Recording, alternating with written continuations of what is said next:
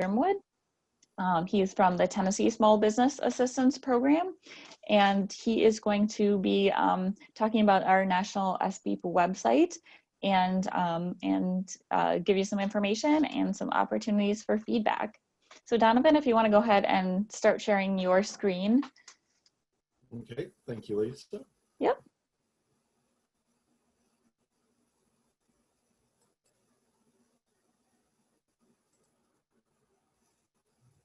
You can just share it right over mine. There we go.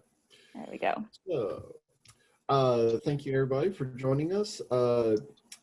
I'm not necessarily the primary person behind the website, that's Nancy, but she's doing so much with Allison and John behind the scenes that she needs somebody to more or less step in and be the face person for doing the presentation. So thank you, Nancy, for letting me do this and helping you out. Because that's the thing about our website, it's all about providing resources that will help out each of our different programs as well as the small businesses that we assist. And because of that, today is going to be a lot about getting your feedback, because we can't necessarily have the best resources without your feedback. But the website was initially started with the grant 5 years ago, and now that the grant has been renewed, and once again, Kansas, because of their fantastic job that they've already been doing with the website, as well as their other support of the programs, and this virtual training is a good example of that, then they are receiving the grant again, and we're looking at potentially doing some updates and changes to it. So, let's see. There we go. So to give you a little bit of background of the website itself, when it was initially made, we had about 5,000 page views in the first year, and that is quadrupled to over 20,000 by the end of year 5. Now, what a page view is, it's where somebody actually visits the page, looks at it, and Google Analytics, which is the software that is sort of embedded in each of the website pages, records somebody actually looking at that, and it'll also record a few other statistics like where they're located at, potentially what device they're using, and or how they got to that page. So usually we call page views hits as well, but we can separate out as to the total number of page views and unique views, which would be each individual address based on the location or whatever provider that they have for the internet will give us, so we can separate out how many, say one person looked at the same page 5 times, that would come up as 5 total views, but only 1 unique view. So that's a couple of different ways to use statistics. So Nancy also drew the top 4 page visits just in the last quarter. So within the last 3 months, most commonly people have viewed the state contacts, the National Steering Committee, the business resources, as well as our new COVID page. We do have a page of resources up on the website, sort of gathered from different states, talking about some of the best practices for dealing with the current COVID issue, pandemic. And then, of course, environmental compliance, which is, to a degree, the bread and butter of a lot of what the programs need the information on. So going down, like I said, the statistics gather how people find us, what devices they use. As you can see, most of the views come from direct visits. This means where people have either bookmarked this or have it connected in some way, and they will go directly to the website. There's also a lot of Google searches. EPA has fairly recently linked us on some of their websites, so sometimes people are redirected from EPA's website to us, and then the rest is a mix of other searches, other links from different places, like, for example, Some of the associations, especially automotive associations, had linked to us. The compliance centers, I believe, have linked to us. So the mix would be including a lot of those different groups. One of the associations even pretty much took our 6H page and embedded it in their website. So it was effectively mirroring our website, and then that would direct some business to us as well. As you can see, most people still use desktops. There is a fair increase in mobile, and then people that have tablets as opposed to desktops. Like I technically have a tablet, so we're still out there. Donovan, I'll just ask you to maybe get a little closer to your microphone. Your audio is just a little choppy. We can still understand you, but in the past, we haven't had that problem with your microphone. Okay, sorry, Nancy. Thank you. Now, of course, most of you get emails from Nancy and other people in the various programs through the ListServes. There are 9 ListServes out there. I have about 1,500 posts annually. Nancy goes through them all, so thank you for that, Nancy. The largest list is the main one, which pretty much contains all the different program members. Once we find out about somebody joining an SBEAP in whatever state, we will add them to the main. After that, you have to pretty much be asked to be included in any other list. So if you want to be part of technical or promotion, you have to ask Nancy and Allison to be made part of that list. And if any time you feel that you're getting too many emails from that, you can self-unsubscribe. Mostly the listservs are used to divide up amongst the different subcommittees. As you can see, primarily we have the National Steering Committee itself, which should be rotating out with the different regional representatives, the website subcommittee, educational subcommittee, conference planning, technical, promotional. Then we also have our compliance advisory panel and trade listservs. Those might not be quite as active in some cases, but there are several associations that like to hear from us, and that's mainly what the trade listserv is all about.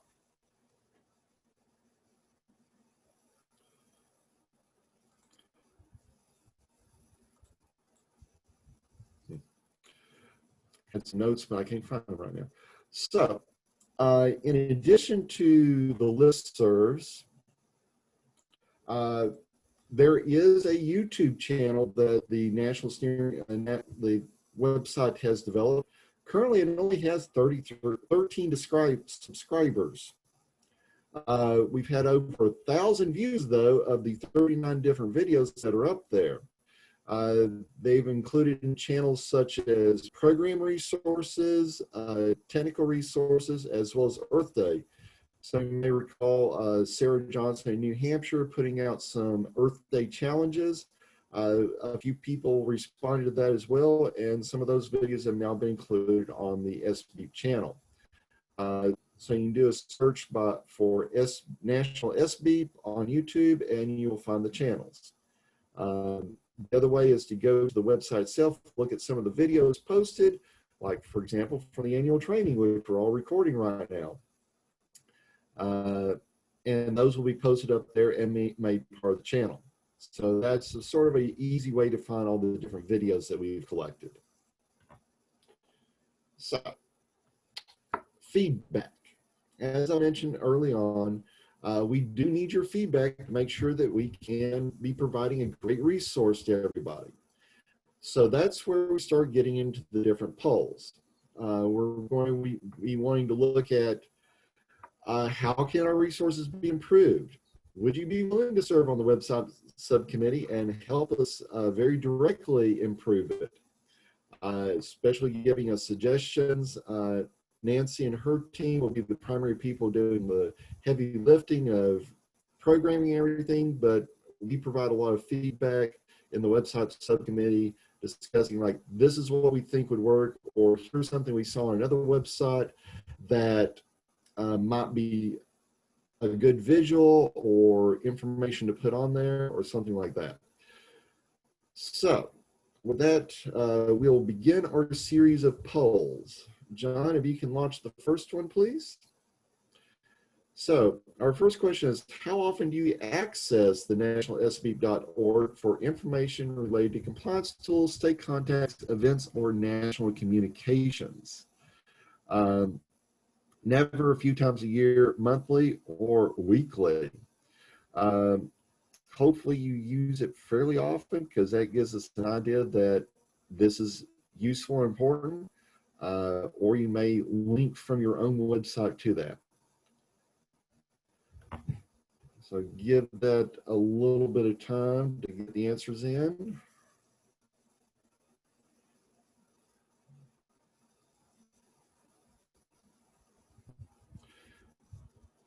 Okay.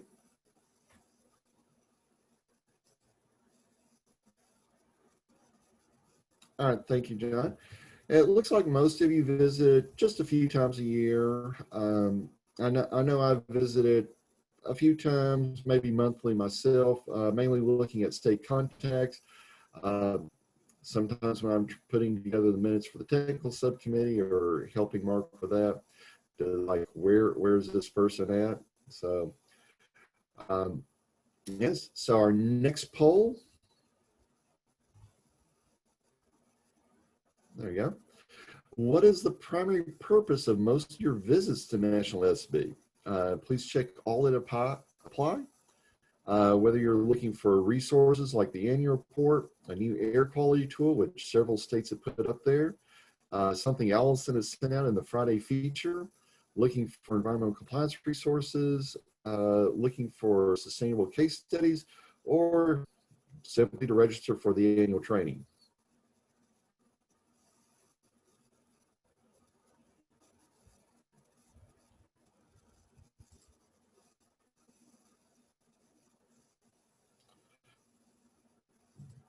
Yeah, and speaking back on, if you want to be part of the website committee, Nancy says either email her directly or use the Q&A to say you would be interested in that.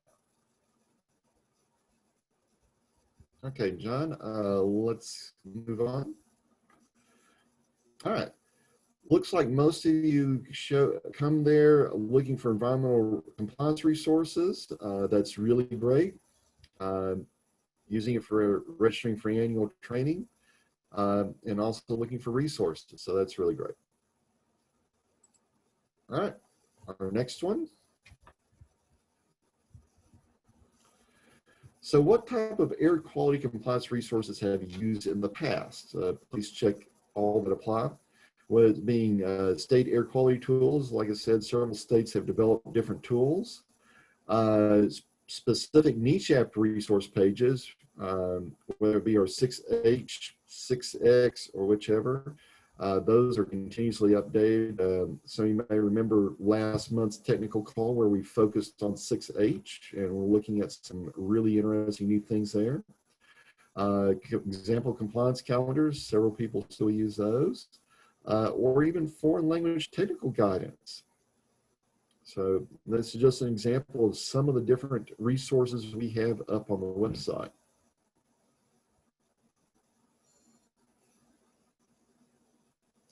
All right, John, let's go ahead and close that. All right.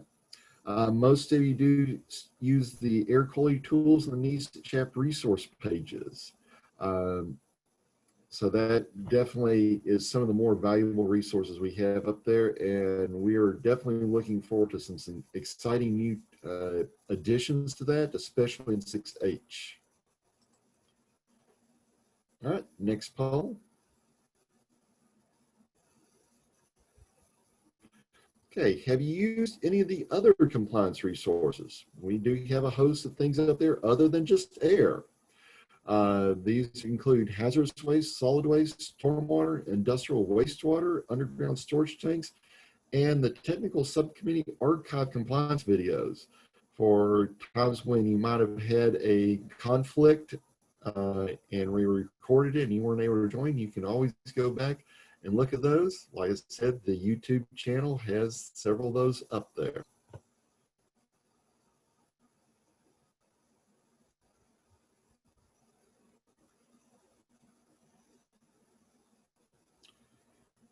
Okay, we'll go ahead and wrap this one up.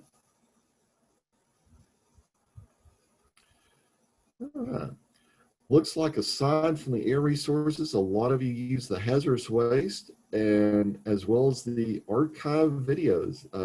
At least half of the people that responded to the poll was so they used the archive compliance videos. So that's really great to hear.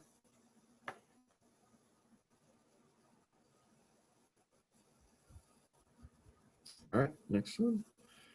So now we're starting to get into what feedback we can make to try and make our website better.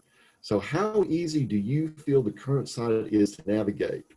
If it's difficult, let us know. That way we can start looking at ways to make it easier to navigate. Is it about the same as most other sites you use? Or is it really easy? We do hope it's easy. I can understand if it's about normal. I get feedback from a lot of people that say most government websites are difficult to find things in. Hopefully we haven't made it that way. So Donovan, this is Nancy. I'm just noticing that when it comes to percent of votes, they're coming in a little slow, but like right now you're at 52%. And so not everyone is voting. That could be some people still have not been able to enable or change their pop-up setting, but Okay. I just wanted to mention that. Okay. Yeah, I wasn't able to see how many people were voting until votes are actually coming in. So wasn't sure how quickly things were slowing down on that.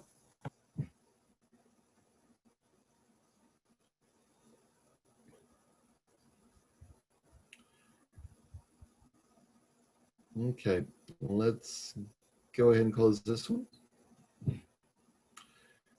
Okay, good. Most of you are finding it about typical to other sites, which is good. We would really like it to be easy, but there is a lot of information up there. So I do understand why it can be not as easy to navigate as it could be, or we would like it to be. A few of you do find it difficult. So hopefully when we start revamping the website, we can get it a little bit better. Okay. Not sure what that's about, Tony. So under the new grant, as I talk about as upgrading or revamping the website, K-State recommends updating the website look and functionality. Do you agree that a more contemporary website look and functionality would be an improvement? So let us know where you think yes, no, or it doesn't really matter. I'm not exactly sure what they might mean by a contemporary website look, but I'm sure once we start getting into it, we'll have several different examples that we will look through. And if you want to put it in your direct input, become part of the website subcommittee.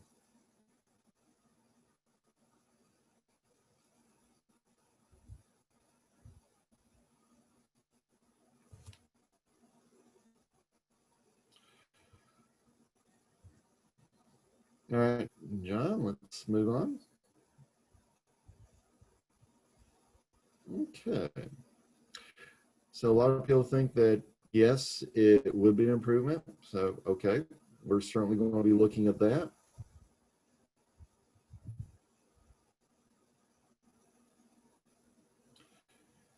All right, should a redesigned website continue to feature an events calendar page? So there is a events calendar page up on the website currently. It may not be as noticeable or easy to find, but there is one, and I know Nancy and Allison put different events up there. So if we wanted to maybe bring that to more people's attention, maybe we could feature it or bring it forward a little bit. So what do you all think?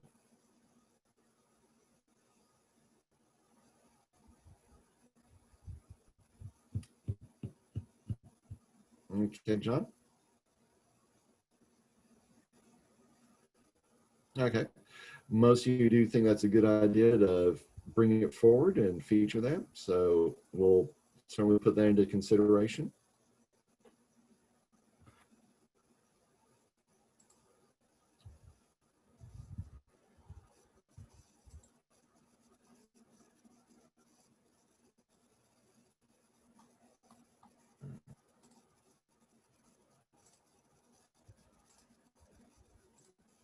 Okay. The technical subcommittee does a great job, thank you, featuring monthly technical and environmental topics. These presentations are recorded and put on the technical subcommittee page and YouTube. So have you ever accessed these videos? Earlier we saw that quite a few people say they looked at them. So have you never accessed them, plan to access them in the future? Yes, you have accessed them, but not sure of their usefulness. And yes, you have access and think it's a valuable resource to continue.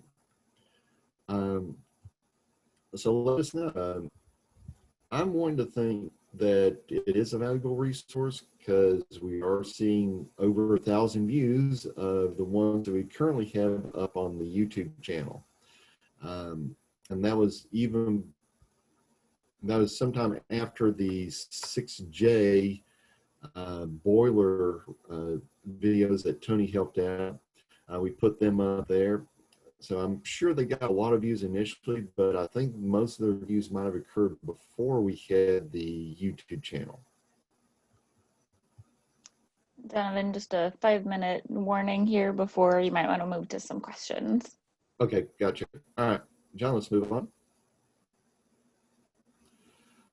So yes, most of you think it is a valuable resource. A lot of you haven't accessed them yet, so hopefully you will continue to find them valuable. All right, next question. And there aren't any questions at this point, so just to give you an idea of your timing. Does your program collect environmental outcomes based on your technical assistance services? Pounds of air emissions reduced, tons of waste reduced. Please check all that apply. So yes, you include them in your annual report. Yes, but not sure how to report them. No, but like to learn more about how to. And no, you sort of have time constraints or other limitations that do not allow you to do that. I think it's been a couple of years since we had a technical session on exactly this. Essentially, it's a way to show what impact your program has been having. Yeah, and I'll just comment on that we did do a metrics session. You're exactly right. It was, I believe it was last September, and it is recorded. It's actually posted, and Allison can correct me if I'm wrong, but I think we've got it in 2 places. Of course, it's on our YouTube, but it is on the website subcommittee page, and it is under SBEAP resources. And then those are along with those kind of pre and post assessment templates that you can use with your clients. Okay. All right, let's wrap this one up. Okay, so most of you do not and would like to learn how more. I'm at Tennessee does not, and we've looked at how we might be able to. All right, next question. Of these additional features listed below, which one you consider the most important? The monthly Ask SBEAP articles that Nancy's been sending to the ASBO newsletter, the Twitter, or the Friday feature that Allison sends out to reminding people about what is up on the national website.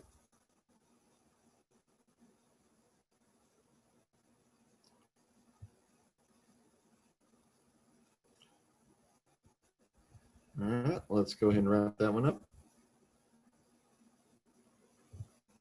Okay, so everybody really likes your articles that you send out, plus the Friday feature that Allison sends out. All right, excellent.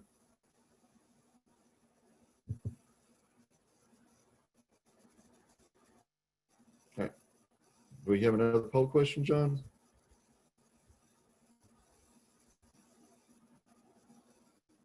Nope, that's it. All right, I can remember how many we had. So, all right, so excellent. We very much appreciate everybody's feedback. And if you have any questions, certainly now is the time to ask them. Or if you really want to make suggestions and have your voice heard on the redesign of the website, join the website subcommittee. We will be posting a summary of these results to the website in October. So if you wanted to see how things are panning out, just visit the website.